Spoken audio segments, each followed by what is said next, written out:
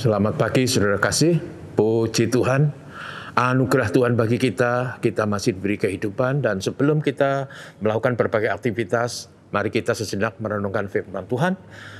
Dan kali ini firman Tuhan sudah sampai di Matius pasal 6 ayat 22-23, dan saya beri tema mata atau penglihatan yang baik. Demikian firman Tuhan, mata adalah pelita tubuh. Jika matamu baik, teranglah seluruh tubuhmu. Jika matamu jahat, gelaplah seluruh tubuhmu. Jadi, jika terang yang ada padamu gelap, betapa gelapnya kegelapan itu. Saudara yang kasih, bagian ini sebenarnya yang ingin dikatakan adalah bicara mengenai mata. Saudaraku, mata adalah organ tubuh untuk melihat.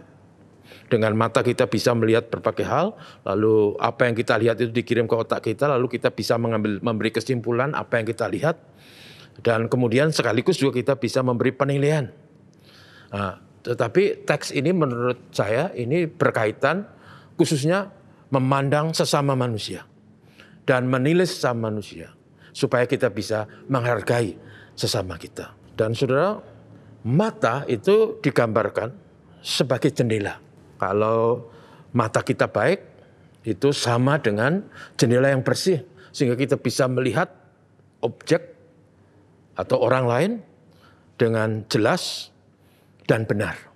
Sebaliknya kalau mata kita tidak baik atau sekali lagi digambarkan jendela itu kotor, maka yang kita lihat itu juga buram dan tidak jelas, dan penglihatan kita, penilaian kita terhadap orang lain menjadi bias, dan yang mengotori jiwa kita atau mata kita itu, saudaraku, penglihatan kita itu menurut William Barclay ada 3 hal.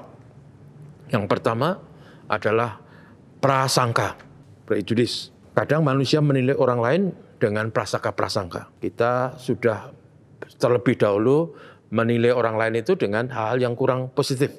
Akhirnya kita terjebak pada sikap skeptis, curiga, dan menilai orang lain dengan keliru, tidak baik atau jahat. Mengapa? Karena mata kita digelapkan oleh prasangka buruk. Sebabnya dalam konteks ini kemudian kita tidak bisa menghargai orang lain. Karena kita mewarnai pikiran atau mata kita dengan prasangka buruk terhadap sesama. Dan kalau kita seperti itu, maka kita tidak bisa menjadi saudara, dan kita akan menjadi susah berinteraksi dan bergaul. Yang kedua yang mengotori mata, yang mata kita menjadi jahat adalah iri hati. Sekali lagi, mata digambarkan sebagai jendela, dan jendela itu dikotori oleh iri hati. Iri hati itu membuat orang tidak bisa menghargai sesama. Saya pernah didatangi seorang yang berkeluh kesah 30 tahun yang lalu. Dan bapak ini bercerita tentang saudara kandungnya. Yang dikisahkan oleh bapak ini adalah tentang semua cerita buruk tentang saudara kandungnya sendiri. Semuanya. Tapi akhirnya setelah beberapa waktu saya dengar bahwa apa yang disampaikan itu karena diwarnai oleh iri hati. Iri hati terhadap saudara kandungnya. Karena saudaranya ini pendidikannya lebih rendah, tapi anak-anaknya mapan dan lulus sarjana, hidupnya lebih baik. Sedangkan dia yang pendidikan lebih tinggi, hidupnya lebih susah, anak-anaknya tidak ada yang lulus sarjana. Iri hati. Kemudian terhadap saudara kandung sendiri menilai dengan sangat buruk. Yang ketiga, yang merusak atau mengotori mata atau jendela kehidupan tadi adalah kesombongan. Kalau orang punya sifat sombong, arogan, dia tidak pernah bisa berinteraksi dengan orang lain, dia selalu merasa lebih pintar, lebih bisa, lebih tahu, lebih berhak, lebih berjasa dan sebagainya, sehingga dia selalu memandang orang lain lebih rendah, memandang orang lain lebih bodoh, memandang orang lain kurang benar. Dan akhirnya, saudara, yang terjadi sekali lagi, kalau mata kita kotor, maka kita tidak pernah bisa menghargai sesama, tidak bisa berinteraksi dengan sesama, tidak bisa hidup bersama dengan baik dan benar. Sedangkan Tuhan katakan supaya kita saling mengasihi, kita mengasihi sama seperti diri kita sendiri. Saudaraku, lalu mata yang baik itu digambarkan atau dipakai dalam bahasa Yunani itu haplos, yang berarti murah hati. Artinya mata yang baik itu adalah mata yang menilai orang lain dengan positif, dengan penghargaan, dengan menghormati, dengan benar.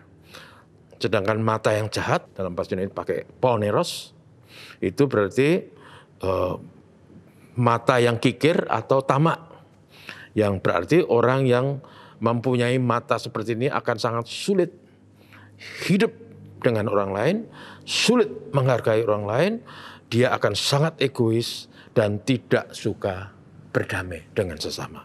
Karena itu saudaraku, penglihatan yang benar, mata yang benar itu berarti orang yang bisa menilai orang lain dengan kacamata yang baik, yang menghargai orang lain, yang mengasihi orang lain sebagaimana mestinya. Sehingga kita bisa menjadi saudara, sahabat, teman yang hidup rukun dan damai satu dengan yang lain. Karena itu saudaraku, kita harus punya mata yang baik, mata yang benar. Sehingga kita selalu bisa menghargai, menghormati, dan berinteraksi dengan sesama dalam kasih yang sejati. Tuhan memberkati, mari kita berdoa. Terima kasih Bapa, terima kasih kami diingatkan supaya kami sebagai manusia tidak selalu berprasangka, tidak arogan, dan juga kami tidak suka iri hati. Tuhan memberkati kami supaya kami dalam hidup dengan sesama kami, siapapun mereka, kami bisa saling menghargai. Kami bisa menghargai, menghormati, dan mengasihi. Supaya kami bisa menjadi saudara dan teman dengan siapapun. Seperti Tuhan ajarkan. Mengasihi sesama seperti diri sendiri.